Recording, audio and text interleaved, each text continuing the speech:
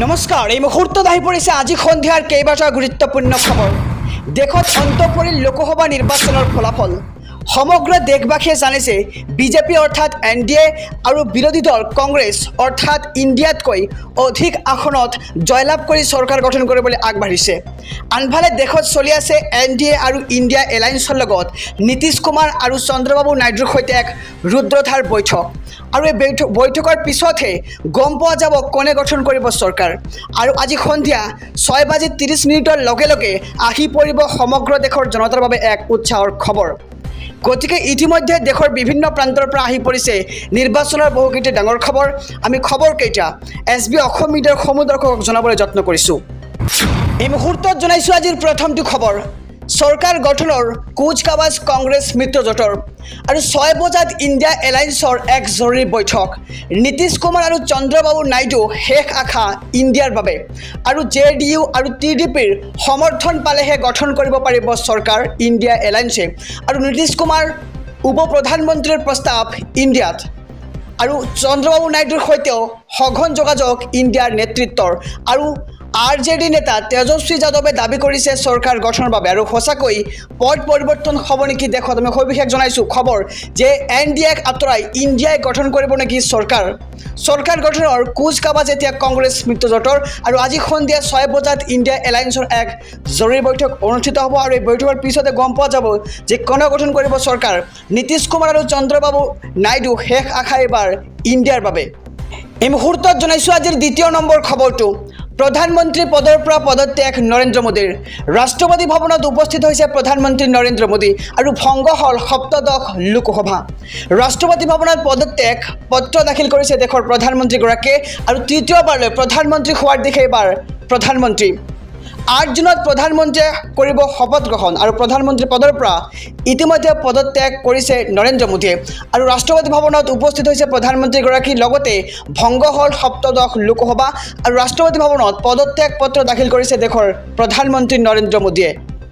এই মুহূৰ্তত জনাইছোঁ আজিৰ তৃতীয় নম্বৰ খবৰটো। ভাল দিন আহিল নেকি এইবাৰ কংগ্ৰেছৰ? অসমত বিজেপিৰ তুলনাত বৃদ্ধি পালে কংগ্ৰেছৰ ভোটৰ হাৰ।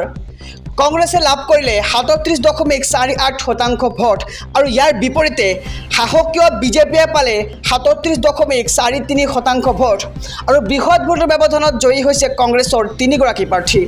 অগপই 6.46%, লগতে AIUDFে লাভ কৰিছে 3.13%। আৰু লগতে ভাল দিন আহিল নেকি কংগ্ৰেছৰ? এতিয়া প্ৰশ্ন উত্থাপিত হৈছে যে অসমত বিজেপিৰ তুলনাত বৃদ্ধি পালে কংগ্ৰেছৰ ভোটৰ হাৰ।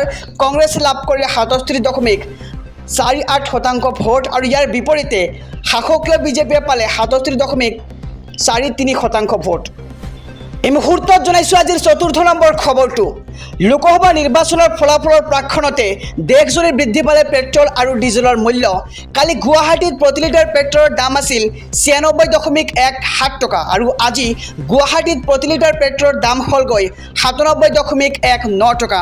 আৰু কালি গুৱাহাটীত প্ৰতি লিটাৰ ডিজেলৰ মূল্য আছিল 88.86 টকা। লগতে আজি গুৱাহাটীত প্ৰতি লিটাৰ ডিজেলৰ মূল্য হৈছে 89.96 টকা। আৰু ৰাজধানী দিল্লীত প্ৰতি লিটাৰ পেট্ৰলৰ দাম 94.72 টকা। লগতে মুম্বাইত প্ৰতি লিটাৰ পেট্ৰলৰ দাম হৈছে 104.21 টকা। আৰু কলকাতাত প্ৰতি লিটাৰ পেট্ৰলৰ দাম আছিল 103.94 টকা। আৰু চেন্নাইত প্ৰতি লিটাৰ পেট্ৰলৰ দাম বৰ্তমান 100.85 টকা।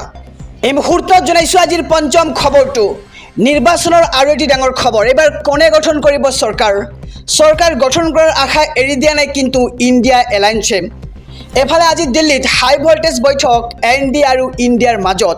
আৰম্ভ হৈছে চৰকাৰ গঠনৰ কুচকাৱাজ আৰু বিজেপিয়ে সংখ্যাগৰিষ্ঠতা লাভ নকৰাৰ বাবে প্ৰয়োজন হ'ব অংশীদাৰী দলৰ সমৰ্থনৰ। এফালে কিং মেকাৰৰ ৰূপত JD আৰু TDP আৰু TDPয়ে কাক কৰিব এবাৰ সমৰ্থন এয়া হ'ব লক্ষণীয় নীতিশ কুমাৰ চন্দ্ৰবাবু নাইডুৰ ভূমিকা কি হ'ব দুয়োটা দলে NDAৰ সহযোগী দল হিচাপে আছে আৰু যদিহে দল দুয়োটাই স্থিতি সলনি কৰে তেন্তে বিপদত পৰিব এবাৰ NDA কাৰণ ইণ্ডিয়া এলায়েন্সে দুয়োটা দলৰ সমৰ্থন বিচৰাৰ সম্ভাৱনা আছে আৰু ইণ্ডিয়াৰ অন্যতম নেতা আছিল নীতিশ কুমাৰ লগতে নিৰ্বাচনৰ কিছুদিনৰ পূৰ্বে NDAৰ সৈতে সামিল হৈছিল নীতিশ কুমাৰ আৰু ক্ষমতাৰ দৰদাম হ'ব নেকি তাকে লৈ ৰাজনৈতিক মহলত অধিক চৰ্চা আজি সন্ধিয়া 6 বজাৰ পিছতে গম পোৱা যাব যে কোনে গঠন কৰিব এবাৰ চৰকাৰ নীতিশ কুমাৰ আৰু চন্দ্ৰবাবু নাইডুৱে সলাব নেকি শিবিৰ নীতিশ কুমাৰক ইণ্ডিয়া ইতিমধ্যে উপ প্ৰধানমন্ত্ৰীৰ অফাৰ দিয়া বুলিও চৰ্চিত হৈছে আৰু অৱশ্যে আজি NDAৰ বৈঠকত উপস্থিত থাকিব JD আৰু TDP